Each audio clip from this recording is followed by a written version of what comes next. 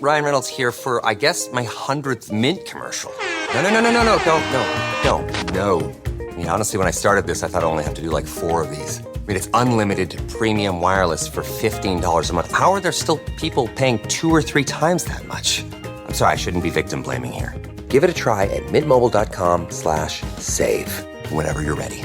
$45 upfront payment equivalent to $15 per month. New customers on first 3-month plan only. Taxes and fees extra. Speed slower above 40 gigabytes. See details. This episode is brought to you by United Airlines. When you want to make the most of your vacation, book with United. They're an airline that cares about your travels as much as you do. United is transforming the flying experience with Bluetooth connectivity, screens, power at every seat, and bigger overhead bins to help fit everyone's bag. And with their app, you can skip the bag check line, get live updates, and more. Change the way you fly. Book your next trip today at united.com. This is the sound of your ride home with Dad after he caught you vaping.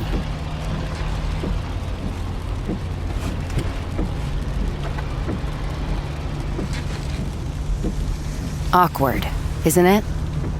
Most vapes contain seriously addictive levels of nicotine and disappointment. Know the real cost of vapes. Brought to you by the FDA. In 2016, Baby Shark was released, tormenting the world like an earworm, working its way to your brainstem and chewing away parts of it until there's nothing left of you but a drooling vegetable of a human. Fun, right?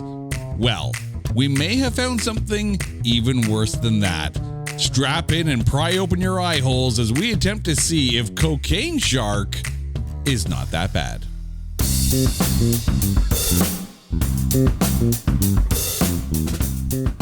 Welcome, one and all to It's Not That Bad, the podcast that looks for A grades in B movies and a proud member of the Pantheon Podcast Network. And hello to our listeners in East Gwillimbury, Ontario, and around the world. All right, as we continue our Mocktober celebrations, I was worried when we started this. I was worried about some of the movies that we were going to be watching and just whether or not we were going to survive. Not because they were goofy, not because they were silly, but every now and then you watch a film and you sit there and go, I question all of my life choices. This might have been the one, because we're talking about Cocaine Shark. Yes, Cocaine Shark. And here to join me, the drug of my life, I guess we'll call it, my lovely wife, Carrie. Carrie, how are you doing? You are very intoxicating. Oh, if I am anything like the drug in this, the shark, what was it? Shark number? Yeah, TS, something like that. Like, I don't know what they were calling it, but whoo. Holy. Yeah. So, of course, this is a mockbuster of Cocaine Bear. Well, but this has nothing to do with anything like Cocaine Bear. Oh, God, I hope not. I mean, Cocaine Bear actually did fairly well in the theater, did it not? Well, I mean, here's the thing. Cocaine Bear is very loosely based on a real story of like drug runners who I guess had to ditch their drugs in the plane before they landed because they realized there were going to be like customs agents there or something like that. And a bear found the cocaine in the woods and got all hopped up on cocaine and got all, woo. And the funny thing is, as I was doing my research, the first thing that came up, aside from this movie, is a story saying cocaine sharks actually do exist because, of course, you have drug runners who are using boats to ferry their drugs, and sometimes they have to ditch the product because, you get caught otherwise. And sharks are finding it. Was there not a local cocaine coyote story? I know there were loose coyote stories, but a cocaine coyote? I thought I heard an actual news report that there was loose in, and I don't know where it was, but somewhere in Ontario. We used to be like, I thought I saw a cocaine coyote. And how do they determine that? How do they determine what is the coyote's drug of choice? right? It could be heroin. Well, no, the heroin one is just going to sit there and drool. The meth one is going to be like rubbing its teeth. So, yeah. Woo! Coyotes on speed. Well, squirrels are already permanently on cocaine. I do not want to see the coyote on E. No. What is that coyote doing to that tree stump? Oh, splinters. Oh, ow. Oh. He's going to feel that when he sobers up. All right, we have diatribed enough because it is time to go down Cocaine Shark Road. And, dear listeners, strap in because we got something for you here. But we are going to take this mockbuster of a film and trailerize it. Do you like story-rich plots played out on the big screen by capable actors living every line of well-crafted dialogue while a rich visual tapestry plays out in front of you? Well, too bad. Life sucks, so put on a shark suit and start biting people. Witness what would happen if you typed in Cocaine Bear, but with sharks, but the sharks aren't on cocaine, into ChatGPT and gave someone a week to pop out a movie. From the mastermind behind such cinematic servings as Sharkenstein, Land Shark, Shark Encounters of the Third Kind, Jurassic Shark, and Sharkula, comes the surprising story of a man who does so many drugs, he believes he's turning into a shark. So, it's a documentary. Titus Himmelberger stars in Cocaine Shark, unrated, because no one made it to the end to finish rating it.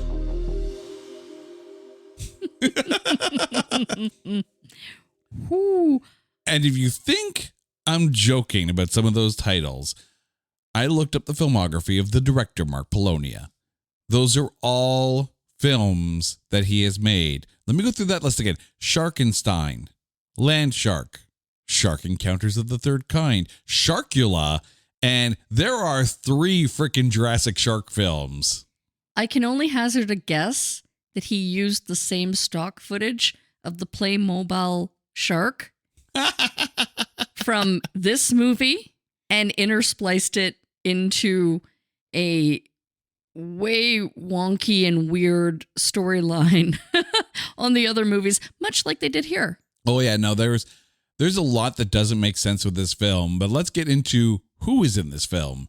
The movie stars Titus Himmelberger, Natalie Himmelberger, Ken Van Zandt, Samantha Coolidge, Ryan Dalton, Mark Polonia, and Kyle Rappaport. It was directed by Mark Polonia and written by Bando Glutz, who also wrote Christmas Craft Fair Massacre. Yeah, that's a thing. Ooh. Because apparently it's a Christmas craft fair with occultists who are trying to create some weird Christmas Satan cult. Isn't that where you save up all summer your popsicle sticks and then put the little woven like snowflake designs together? But in this case, apparently you take all those popsicle sticks and you sharpen them against a brick wall like you did when you were a kid and you start shanking people. Oh dear. I don't know. I have never seen Christmas Craft Fair Massacre, but maybe one Yuletide season we will go down that road. The movie was originally released in Japan under the name Kanazami Shakurabu, which translates as crab shark. So now all of a sudden the shark makes a whole lot more sense. Crab shark do do do do do do. Crab shark do do do do do. On cocaine, shark. Ooh, you knew it was going to come out eventually. However, the movie was then retitled to capitalize on the success of Cocaine Bear, hence Cocaine Shark. So really, this film didn't really have much to do with a Cocaine Bear type storyline. This was Crab Shark. And then it got changed to suit the time. Well, okay, I have questions because clearly the thing is, I don't think it was even the shark that was on the cocaine. It was the humans that were taking the drug named after a shark. Yep. A man who thinks he's a crab shark. The sad thing is, now I mentioned that story about like cocaine getting dumped off of boats, right? Someone had mentioned that to Elizabeth Banks, who was the director of Cocaine Bear. And she's like, oh, I want to direct that film too. But this came out first, thereby denying us the ability to see Elizabeth Banks do a cocaine shark film. But this is not the only Cocaine Bear mockbuster. Our dear, dear, dear movie friends at the Asylum, who we have no idea who they are, but we love the Asylum anyways. They actually released a film in 2024 called Meth Gator. So that exists. And in 2022, there was a film that was released called Cocaine Crabs from Outer Space. I'm still not over the Meth Gator. Right? Also, how do we not have Crocodile at some point? Major missed opportunity. Where is my Crocodile? I want that. There was no budget listed and no box office listed for this film. But the reason why we are here, not just because Cocaine Shark exists and we're in the middle of October, is the critics. Over at Rotten Tomatoes, the film has no official tomatometer because there was only like 3 ratings. The popcorn meter, however, sits at 50%. Shut the... Really? Yep. Out of the 3 people who watched it. Out of the 3 people who watched it. Okay. No. The 3 people were the critics. This is the audience. Sits it at 50%. Now, at IMDb, it sits at 1.8 stars for an 18% score. For the movie database, it sits at 35%. And at Letterboxd, it sits at 1.6 stars out of 5, giving this a 32% rating. Giving this film an aggravated aggregate of 33.25%. And I can already tell by the look on your face, you're wondering how much cocaine was done by the audience over at Rotten Tomatoes to get this up to 50%. Because they must have been watching Cocaine Bear and were so hopped up that they forgot that it wasn't Cocaine Bear. I mean, here's the thing. I have thoughts on this film, and none of them good, but when we get to the end of it, I have a feeling my thoughts on this film are actually maybe not going to justify it at 50%, but it will maybe get us a little bit closer to that 33.25 aggravated aggregate. So bear with us here. How? Oh, trust me. Did I watch a different movie? No, you were there. You watched me. And for the record, dear listeners, we got 2 minutes into this film and already Carrie was guffawing and saying, I'm not doing this without alcohol. So true story. True freaking story. Ooh. You know when you reach that age where everyone and their mother won't shut up about their credit scores, yet it seems like no one really understands what's so special about those 3 random numbers? That's because credit scores are meaningless, unless you have Credit Karma to show you how to use them. We use those 3 random numbers, plus your financial profile, to help you find your next opportunity. Like a more rewarding credit card, a game plan that helps you pay down debt faster, or a personal loan to help you save more on interest payments each month. Cha-ching! Download Intuit Credit Karma today to get started. With Uber Reserve, good things come to those who plan ahead. Family vacay? Reserve your ride as soon as you book your flights. To all the planners, now you can reserve your Uber ride up to 90 days in advance. See Uber app for details. With Ring cameras and doorbells, it's easy to keep every fright in sight. See who's there. Keep your scaredy cats company. Oh, it's okay, sweetie. I'll be home soon. And protect your crypt from the real monsters. Oh, come on. The sign says take one. Find dead simple ways to stay connected right now at ring.com.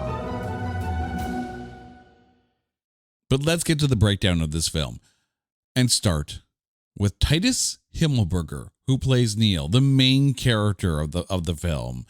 Your thoughts? You know what? He was better than the shark. No, you know, he was the shark. Yeah. I mean, he was there. He was all right. You know, at one point, it was kind of like when they shaved him, I'm like, is that even the same actor? Oh, okay. Yeah, it is. Yeah, it is. Shaved for no reason. Yes. I mean, I get if it was a flashback or I don't even know what was going on, to be honest. Okay. Before we get into the actors, let's get into the production of this, because I'm with you.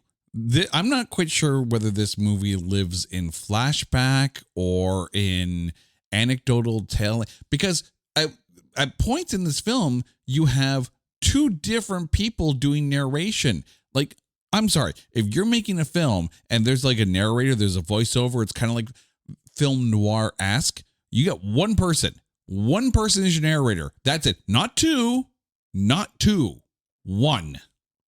I was very confused by the boat scenes in that if they were flashback, yet it seemed that was the conclusion of the movie. Yeah. So was it a flash forward and the scenes where he was in the hospital bed were a preliminary? I don't know. It feels to me like for the majority of the film, Neil spends his time remembering things that happen while he's in this, tied to this bed in this coma kind of thing. So it feels like the story leading up to the very end after the boat scene is all in flashback, which leads us to, so it's all, that's why the narration kind of works a little bit. Oh my God. So the whole thing makes sense now. Yes. What if it didn't actually happen? You think this is some weird fever dream? It was all just a hallucination and none of it happened. And he was just like inspired by his hot nurse and then dreamt the whole thing, or it was like from bad trips. No, because then you don't have him, and I can't believe, then you don't have him in the shark suit again biting someone at the end. So okay, I'm just searching for answers here. Which, dear listeners, I am going to warn you right now. We are going to spoil this film, but even though we're going to tell you what we witnessed, there's no way we can aptly describe what you are about to witness if you do watch this film. So even when you're done listening to this show, if you have not watched Cocaine Shark, go freaking watch Cocaine Shark, because there's a lot to unpack about what we're about to talk about here, and I don't even know if we still fully understand it. But so Neil spends most of his time narrating through the film while tied to a bed, but he's flashing back to the rest of the time where he just lied in bed with his shirt off beside his real life wife, convulsing after taking like the shark red pill or whatever. There's not a lot of real explanation as to why he's trying to infiltrate this weird gang of two, and why this shark pill is even existing, and why he's tripping out. And that's the thing, he's tripping out like he's seeing these visions, and then we eventually see the vision. So does being a shark give you foresight into the future? Now, was he not? He was a cop too. He's a cop. So, yes, he's an undercover cop. But I'm fine with him going undercover to infiltrate some weird shark drug ring or whatever. Which shark drug ring? But okay, but then he goes and like samples the product. Like, huh? Which, okay, an undercover cop having to do bad things while undercover to maintain the illusion that you are not a cop, like you're not narking everybody out, even though everyone freaking knows he's a cop because he sounds like a cop.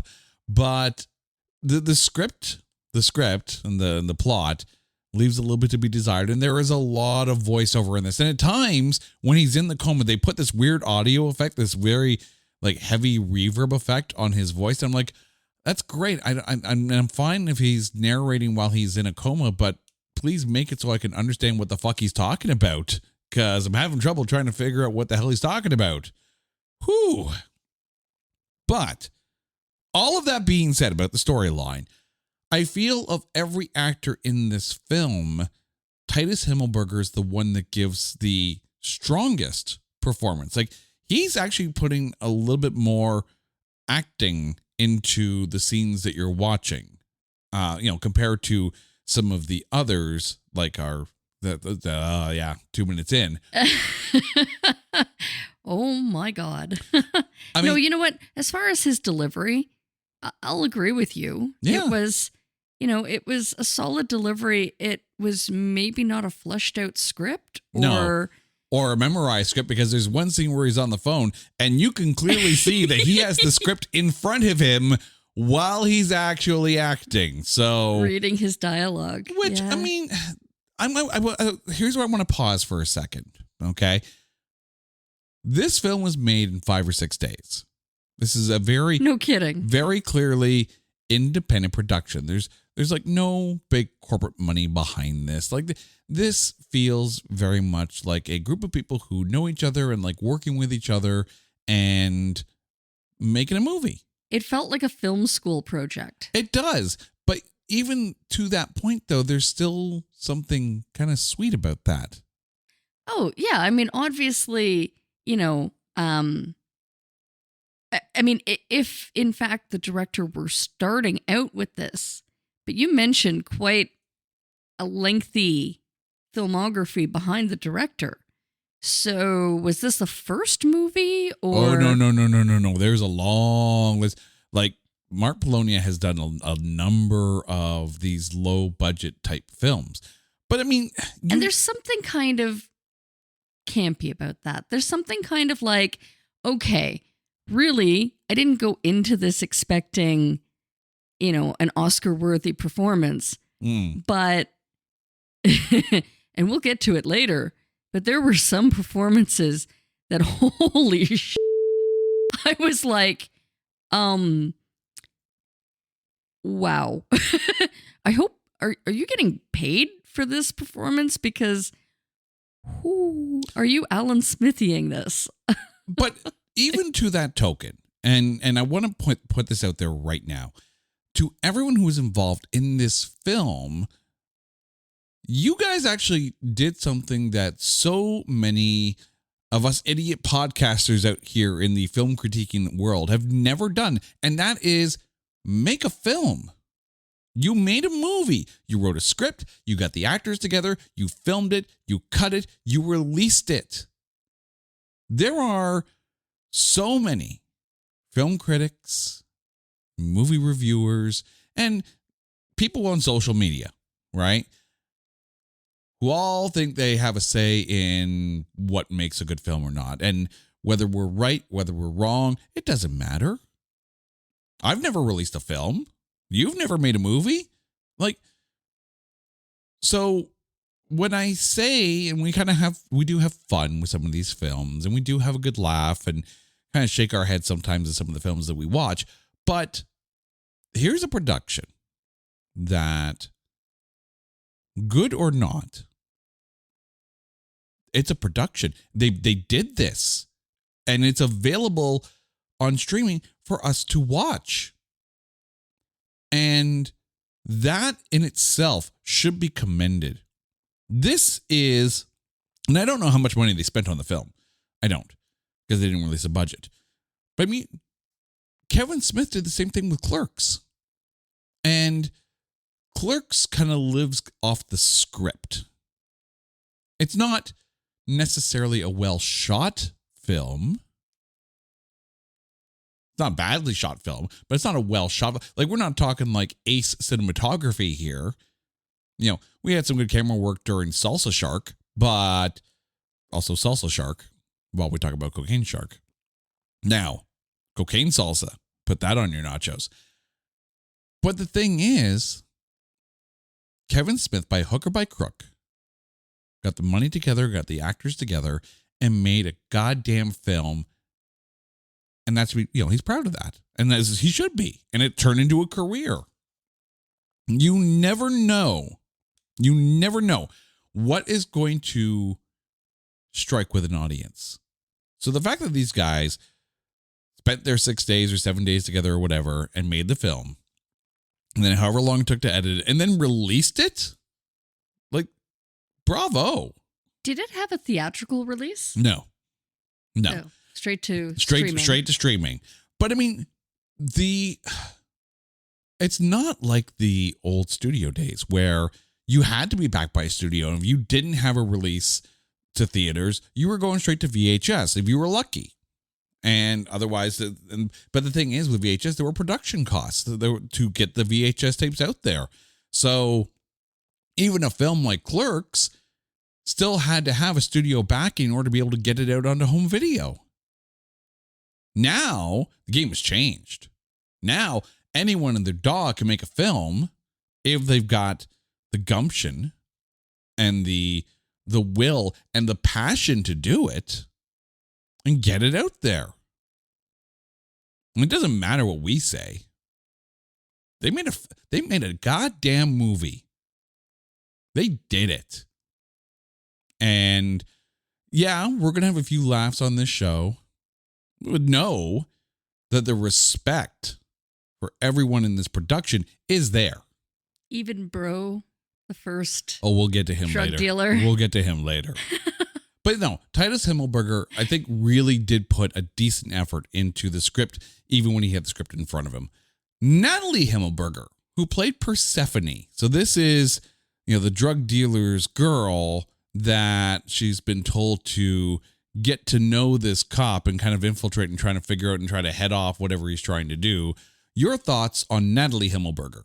I liked her. I liked her a lot, actually, because, again, you say that she's the drug dealer's girl. She's the cop's girl. Mm-hmm. She's just working for the drug dealer. Right. Which, okay, relationship of convenience, maybe. Maybe. But they like doing drugs together. And shark drugs. She seems to have the supply because, working for the drug dealer. So it was very... at one point you're like, okay, whose side is she really on? Because the whole part on the boat, it's like, no, she's definitely with the cop. Right. But if she were, and if that's the case, wouldn't that be a real easy takedown? Like, you would think, right? Like, hey, hun, I work for a drug dealer, and but when you get come visit me at work. When you get to the log cabin, all of a sudden you're like, well, hold on. If he's gonna give her the gun and make sure that she keeps an eye on him, is she gonna turn around and like, there were points where you sit there and go, is Persephone playing both sides of this? And much like Titus Himmelberger, I think Natalie Himmelberger put in a decent performance in this as well. Even the parts where they're on the boat, she's actually quite enjoyable in those scenes. Mm-hmm. She was very, I don't want to use quirky, but she was quippy. Yeah. With her lines, her dialogue, and just that kind of like wit. She had that wit. Yeah. That quippy wit. She excelled during that whole boat scene. I think that was probably the best part for her. And she did okay during the parts when she was dealing with the main drug dealer, Garisco. But I recognize that we're not dealing with big Hollywood actors here, but she did a decent enough job in this, considering the script and plot that they have to work with. I agree. I liked her. Ken Van Sant, who played Garisco, the main drug dealer. I have thoughts. I actually kind of liked him. Okay, I explain, because I'm half and half on him. Okay, so when I say that I liked him, I kind of liked his... He was an excellent drug dealer. Mm-hmm. Okay, so he played it well.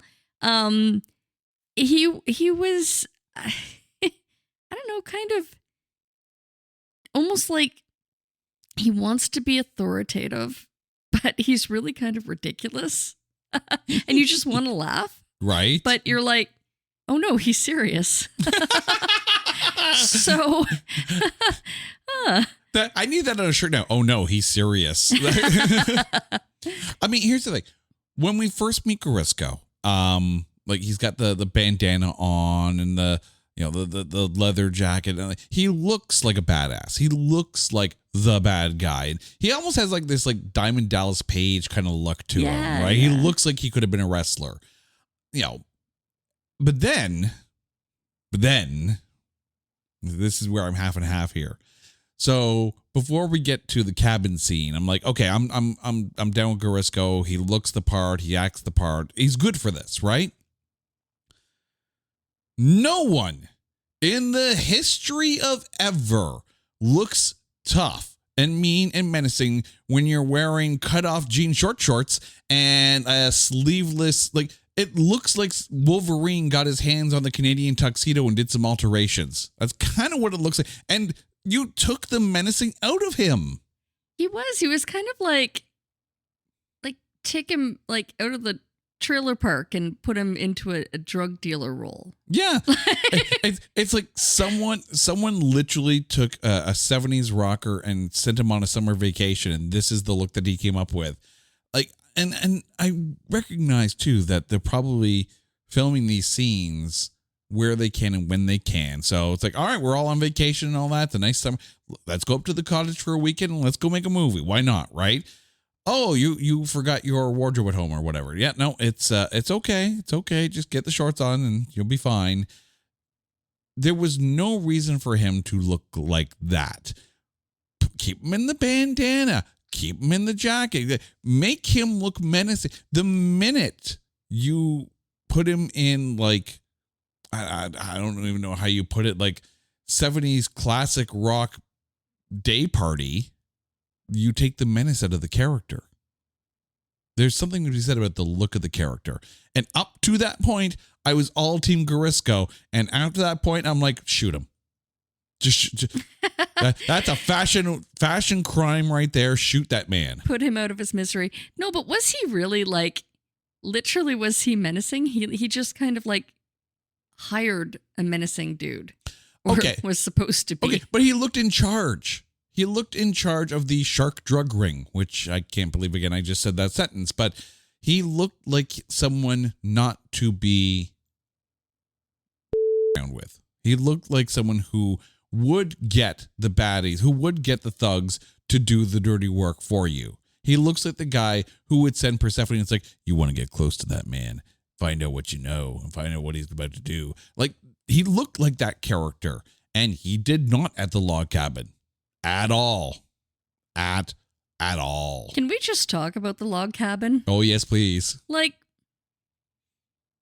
why? Like, I mean, I get, obviously they needed a location, but when they introduced the woman who owned it, it was like, who is she and why is the camera even following her on the phone with her mom and, you know, looking out on her deck across to the water? Like, clearly, you know, this location is going to mean something later. And that's really the only tie-in. But I'm like, otherwise, who is this woman? Like, and why? And why is Gamora? Exactly. You know? No, okay, so this is an interesting, like, little kind of side quest here. So you have Samantha Coolidge. This is the girl we're talking about who played Megan. So when we first meet Megan, she's, you know, at this little retreat. She's in this cabin. She's trying to get away because she has a picture on her phone of the crab shark, which we'll get to the crab shark when we get to the crab shark, I tell you. But the thing is, she's there because no one believes that she's seen the crab shark. So she's there basically trying, you know, on a mental health retreat, and everything kind of ends up at her place. And then it's like, oh wait, the crab shark, no, it's real. And then she's all happy because she's not crazy. But that this is literally her raison d'etre, is to be there and to think she's crazy until she realizes she's not crazy because of crab shark. And not relaxing when you've got, you know, drug dealers and thugs trying to kill each other. Yeah, no. At some point, she's going to be sitting there going like, get the hell out of my refuge here. Like, I'm sitting here trying to mend my brain and you're here breaking my brain. Oh, crab shark? I'm normal. I'm not crazy. I'm not crazy. I'm normal. By the way, get out of my cabin and... Right. Kindly off now so I can go celebrate knowing the crab shark exists. Also, crab shark exists. Whew. Ryan Dalton, who played Fuente, this is the main thug. This is the guy who does all the killing. And your thoughts on him? I don't want to say that he was a horrible actor because I've never seen him in anything else. But what a horrible delivery. Oh, I mean, Fuente could have been a little bit better, I admit. But I mean, Dalton wasn't horrible as Fuente. Like, again, the lines that he's given don't help him much. And in fairness to Ryan Dalton, he's acting beside some less than stellar actors, let's just say. But we'll get to them in a second. But no, I didn't hate him. I really didn't hate him. And maybe it's because of who Ryan Dalton is acting beside that made him look a little bit better. I think he benefits from the company that he's with, which is, in all fairness, less than stellar. By the way, dear listeners, I'm gonna give you guys some marriage advice here.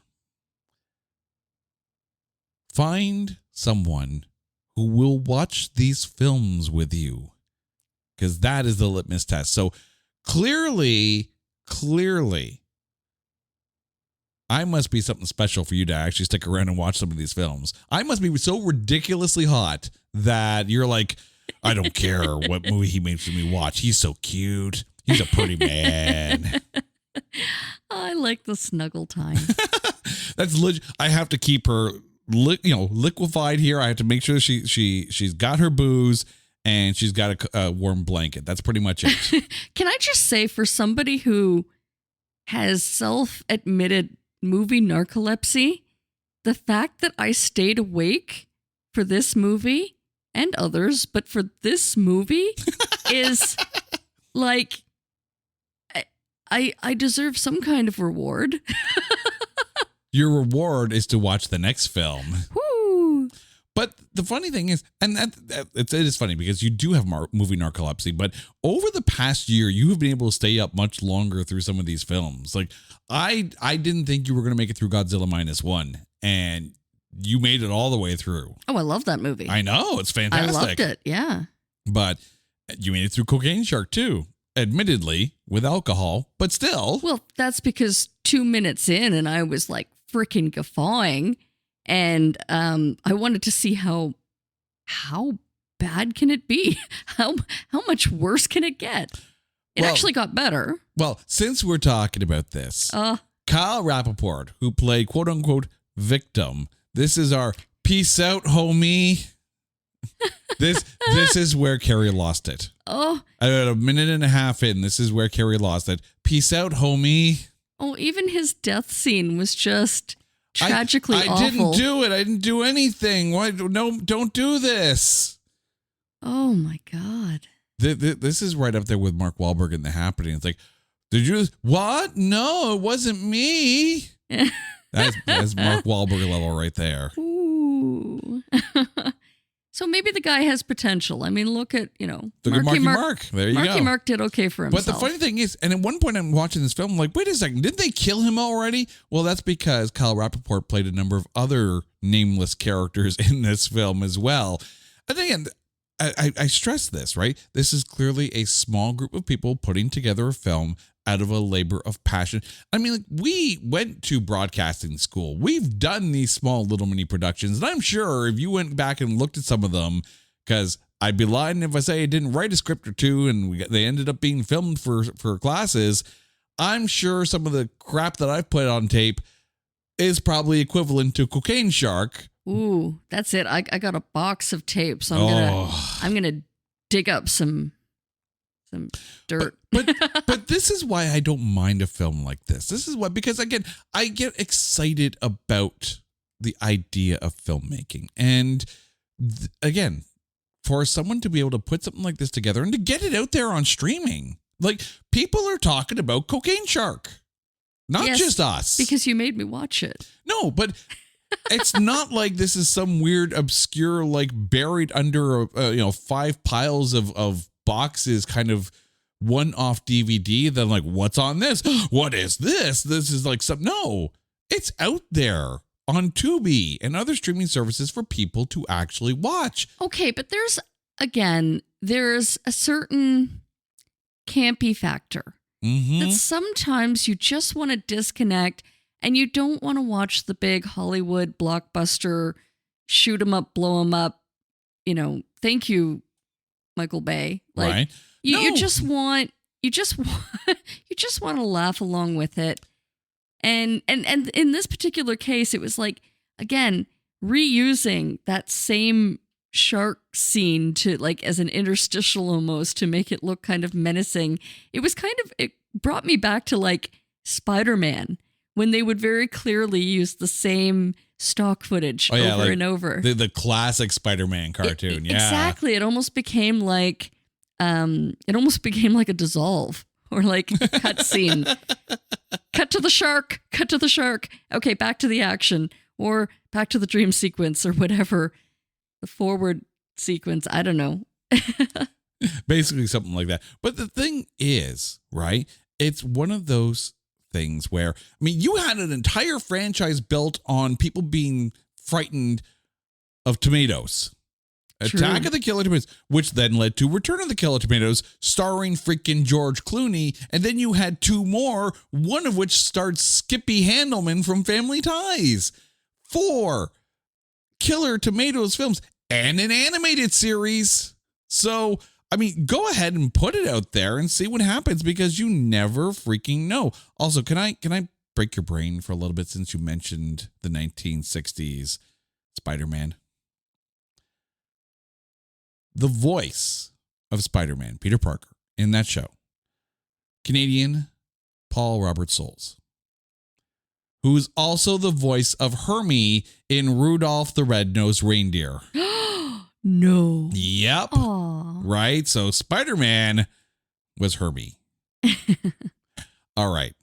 I am not just a misfit. Misfit.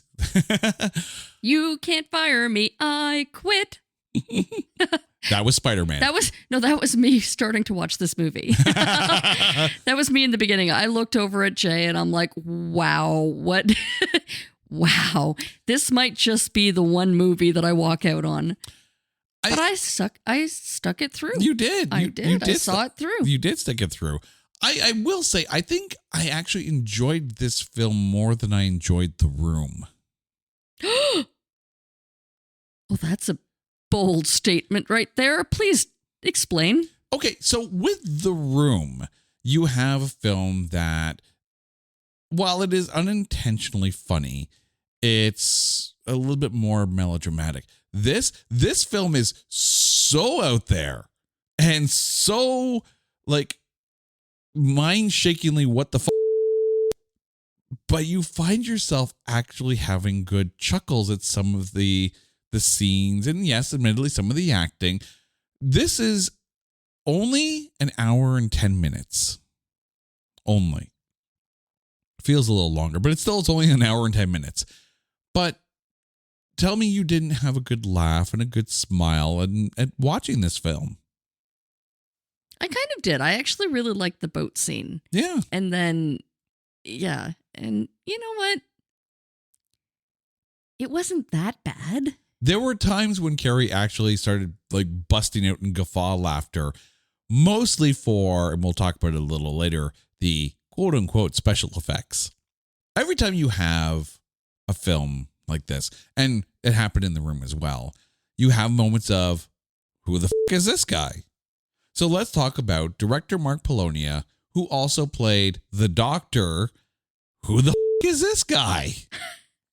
The man who basically wore a thong on his face. Well, oh, that was the Doctor? Yep. Okay, because in the scene in the hospital, they cut like the heads off the... This is a different Doctor. This is a different doctor. This is the guy who, I guess, made the drug, which was what was in this suitcase. Also, why is the Doctor narrating at different parts through voiceover? Like, we got this with Neil already. Why is the Doctor... The Doctor is not important enough to get a voiceover. No, but he was tucked into a trunk and... But there's the thing. Like, he's making this drug and like something explodes and he has all this toxic stuff and his face gets bubbly and that's why he's wearing like the bandage on there. But then like there's no purpose for him whatsoever to be running around. Nothing.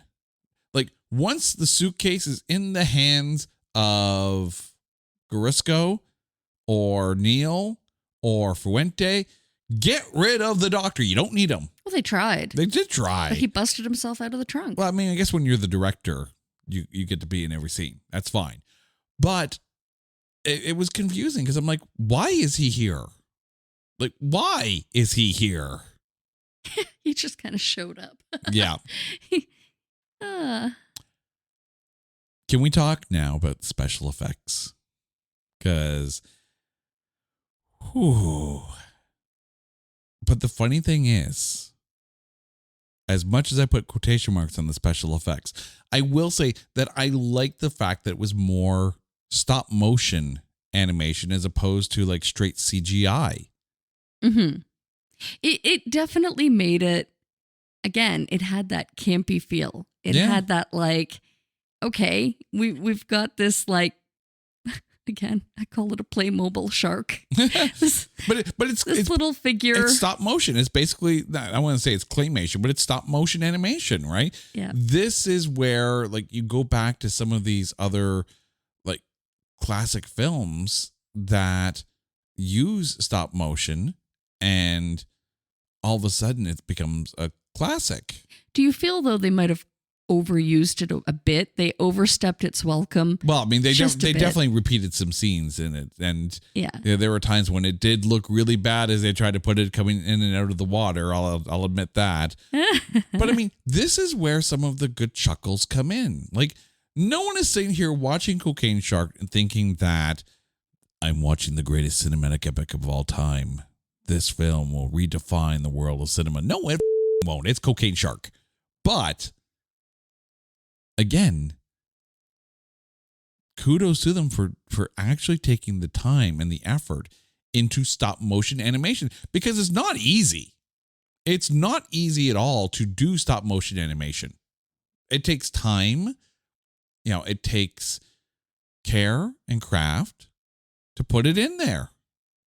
And even though a bunch of the scenes with the humans interacting with the crab shark look like everyone was filmed separately on different days and in different buildings, but still, once the crab shark shows up, you're like, oh, we're in for a good time. Very much. But while I praise the effort put in for stop motion animation of the crab shark, then there's the shark suit. The looks like paper mache shark suit.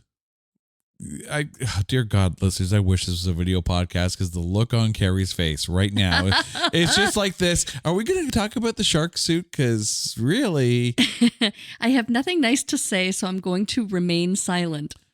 But again, this adds to the kind of that camp. You can't plan camp. You can't plan how cheesy something is going to look on screen. You're going to do it, and the world is going to look at it and either laugh hysterically and point fingers or laugh along with it. And I think we're kind of laughing along with it at this point. Yeah, this was a laugh along. Like, obviously, I mean, they didn't have a lot of budget for their costume department. No. So, they worked with what they had. Yeah. I'm sure. Yeah. Oh, I'm sure a lot of them brought their own wardrobe, right? But the other thing too is that, there was a lot of repeated footage in there. I mean, hell, the end credits was basically like, let's just copy paste the opening credits and do it again. The shark drug trip out scene in the bed where they're just like, like, we saw this already before. Don't do it again with the same trip out memories or whatever. Well, everything is some weird Tarantino-esque chronology of how this film is being played out. But budget-wise, they're not the first film to repeat footage. You know what I thought was hilarious, though? Was their use of the prop gun. Like, it was almost like you might as well get a cap gun. Yeah. Like, it was just so funny how you would hear the pop and it was like, okay, does that mean someone got shot? Yeah, okay. It might have been a cap gun because there is a little puff of smoke, but clearly they didn't get those like little overlay effects for like muzzle flashes for the guns because, that takes, again, more time as well and more planning and more edit time. That was about as funny as the fake blood. Yes. Like... That wasn't even a ketchup smear. That was like a finger paint practice. It was. That is literally Bob Ross, having a happy little accident. Close your eyes. Close your eyes. It was almost like they put like red paint on all 4 fingers and just ran it down into a line. It was. I mean, if it works for Star Wars, The Force Awakens, right? Then why not? Right? If it works for Ivan Moody from Five Finger Death Punch with the whole little handprint on his face, yes, then why not? All right. We've come to the end of our Cocaine Shark episode. Somehow, some way, we've got to the end. But now I'm really going to put it to you here. Who is your MVP of Cocaine Shark? I'm going to have to give mad respect to Persephone. I thought she was great. Like, her delivery of her lines, her characterization, playing both sides. Yeah. Like, she was really enjoyable to watch. I liked her. I think between her and Titus Himmelberger, you did get some of the best acting in this film. And you know what? That's got to be fun as a husband and wife. That's got to be fun to kind of just spend a week together, make a film, and just spend time together. That's it. Let's make a movie. Oh dear God. Yeah, but there's gonna be podcasts like ours that we're like, all right, these it's not that bad to their own film. Let's tear it to And if you do, God bless you for it. Well, we're fully behind it there. How would we even defend our own movie? Oh dear God, there's no way. We can film it, but I wouldn't want to watch it afterwards. Right? That's about it. I'd be like, hit export, send it to Tubi, and call it a day. I mean, now that being said, if Tubi wants to send us some money to make a film, then we'll make a film. Sure, no problem. But, whoo. Cocaine Coyote. All right. My MVP is Mark Polonia, but not for his acting, because no. But for the directing of this film, and because it is the Polonia Brothers production company that kind of put this together. So I mentioned it earlier in the show, right? As much as we sit here and have some laughs and chuckle a little bit at some of the, when his face mask kept falling down and he would like literally stop the scene and like. Right. But I mean, that's what I'm saying. Not for the acting, for the directing and for the passion to put this film out there. So for Mark Polonia, for sheer determination and having a dream and freaking going for it. That's who my MVP is. Carrie, thank you so much for this. And dear listeners, Mocktober continues. We're not done yet. And now, you know the drill.